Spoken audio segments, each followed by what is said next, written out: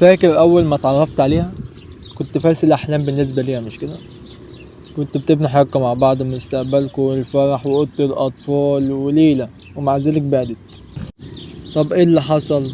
ليه بقت باردة؟ ليه بدأت تتهرب؟ يا ترى هي المشكلة فيها ولا فيك؟ النهاردة أقولك على 4 أسباب بيخلوا أي بنت تبعد، وأغلب الرجالة بيقعوا فيهم. والسبب الرابع هتلاقيه حاجة أنت مكنتش متوقعها أصلا. الجزء الأول، التوازن بين الاهتمام والاستقلالية. أول مشكلة لما تهتم زيادة عن اللزوم. فاكر انت لما كنت بتبعت لها 10 مسجات وبتفضل مستني ردها؟ أو لما تبقى عارف كل تفاصيل يومها؟ أو لما تبعت لك وتجري عشان ترد عليها؟ كان الدوبامين كان بيبقى في السماء، والحياة وردية وفراشات في الجو، الدنيا حلوة، مش كده؟ البنت بتحب الاهتمام جدا، بس مش لدرجة انك تخنقها.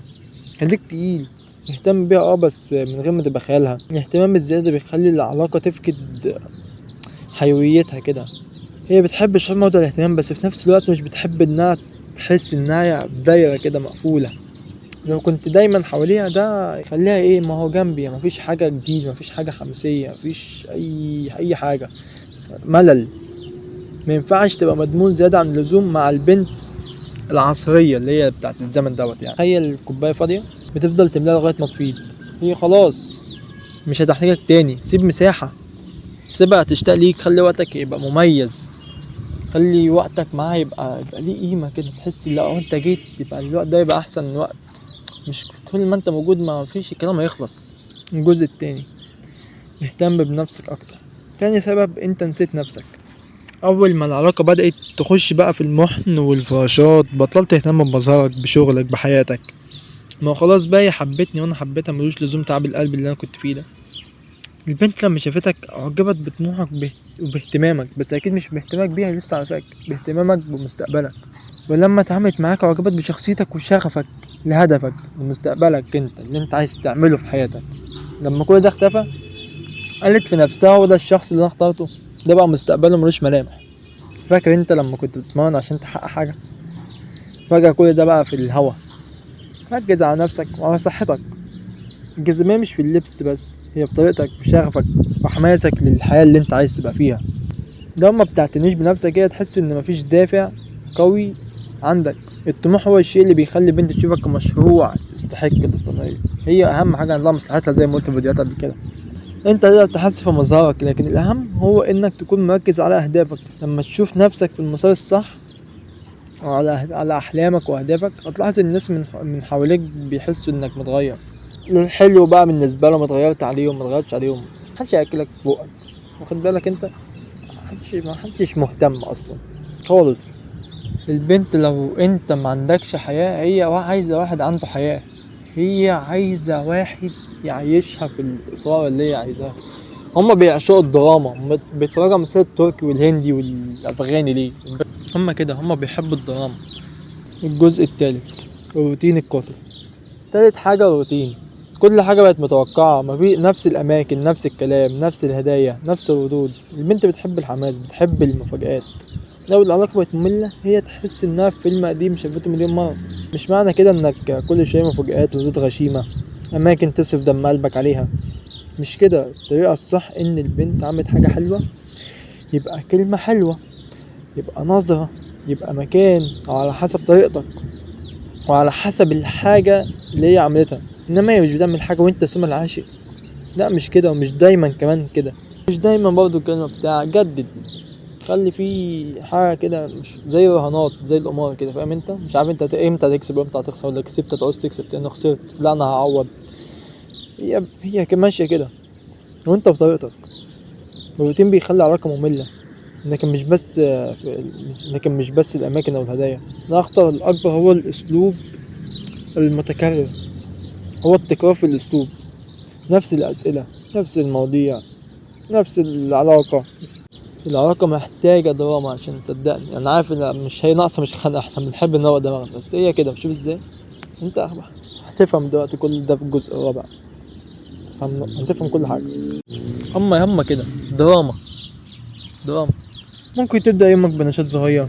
ممكن البنت بتحب التحفيز العقلي بقى والالعاب العقل النفسيه بقى. انت عشان بقى كل رجال نرجسيين، هي كده. هي شافت ده نرجسي مش كل حاجه ده الحب حياتي وقاعد بيهتم بيها وكل حاجه ده بوي فريند. اوعى تحط نفسك في بوي فريند، خلي عندك حياه. البنت بتحب تختار الشخص اللي عنده حياه، اللي عنده طموح، اللي عنده مستقبل، اللي بقى يخليها مشاعرها فوق تحت، اثاره، دراما كده. اما ممل انت حتى لو خدتها مبسوطه كل 24 ساعه في السبع ايام انت كده ممل. هي كده، انا عارف اللي هو ده مش منطقي بس هي كده.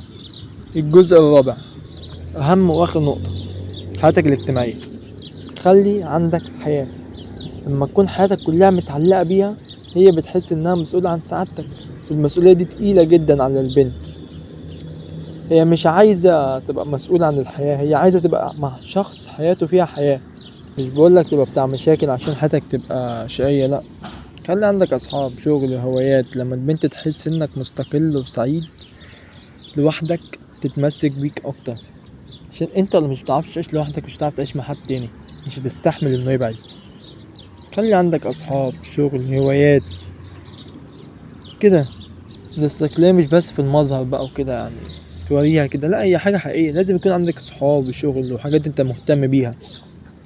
البنت بتحب الشخص المستقل اللي عنده حياته واللي مش معتمد عليها في كل حاجة. انت مينفعش تعتمد على بنت اصلا في حاجة. لو انت مركز في حياتك ومستمتع بوقتك هي هتنجذب ليك لوحدها. تخيل لو عندك صحاب كتير ومشاريع بقى شخصية ليك انت، ده بيخلي الحياة معاك اكثر يعني اكتر صورة. يا اخي ده انا استمتعت. وهتخلي البنت تحترمك اكتر وهتخاف تخسرك. وقبل اي حاجة تهز في كل ده، تهز في البنت. انت يا ابني اعمل كل ده عشان نفسك انت فكك من البنت خالص. مين هي؟ متقدمش حاجة ليك اصلا كأي حاجة. فاهم انت ولا لا؟ فهمت اللي انا بعلمك ده؟ انت مش هتفهم كل حاجة. هي مبتقدمش اي حاجة ليك اصلا، انت اللي بتقدم لها كل حاجة. البنت مش دايما هتقدر حبك لو كانت بتحس انها السبب في سعادتك. عشان كده خلي حياتك مليانة بالاهداف والانشطة. وكل ما كنت مستقل كانت العلاقة احسن. وكل ما كان عندك فرص انك تعرف اصلا مهتم، ده هي هتخاف تخسرك عشان هي عارفة ولا هي مش هيجي بديل. هيجي بديل ليها. انما انت هتقولي مش عارف. ما انت طول ما انت اصلا ما ينفعش اصلا تعمل الحاجات دي عشان خاطر البنت. انت اعمل الحاجات دي عشان خاطر نفسك، عشان نفسك انت، عشان تخلي حياتك احسن ومستقبلك احسن وشغفك والدوبامين يبقى عندك. انت مش معتمد على بنت في حاجه. بنت مين دي اصلا؟ قول لي بالله عليك مين دي وعملت ايه اصلا عشان انت اصلا اللي عملت ده كله وهي جت عشان ده كله. اعتبر نفسك شفت فراشه وعايز تمسكها، بتفضل تيجي وراها تيجي وراها تيجي وراها بس هي بتجري بعيد عنك. انت روح اعمل لك جنينه، روقها، حط لها ورود وازرار مش عارف ايه، هتلاقي الفراشات جت لغايه عندك. فراشة مشيت التانية هتيجي. الفراشة اللي هتمشي هتخاف ان فراشة تانية تاخد مكانها. فاهمني؟ اعمل كده عشان نفسك، عشان خاطر البنت يعني كتير زي بعض، كلهم زي بعض. عشان نفسك صدقني، اعمل كده عشان نفسك. الكلام ده مش نظري، دي تجارب حقيقية. عشان كده لو حسيت انك بتقع في واحدة من النقاط دي ابدأ غير نفسك النهاردة من بعد الفيديو ده. لو عايز تفهم اكتر عن حاجة معينة اكتب لي في الكومنتات واكتب لي ايه اكتر مشكلة واجهتك، ممكن اعمل فيديو مخصوص ليها. وده اللي كان عندي اقولك النهارده. ما تنساش تعمل لايك وسبسكرايب لو الفيديو عجبك، واكتب لي اي حاجة في الكومنتات يعني اعمل لي قلب. والسلام عليكم.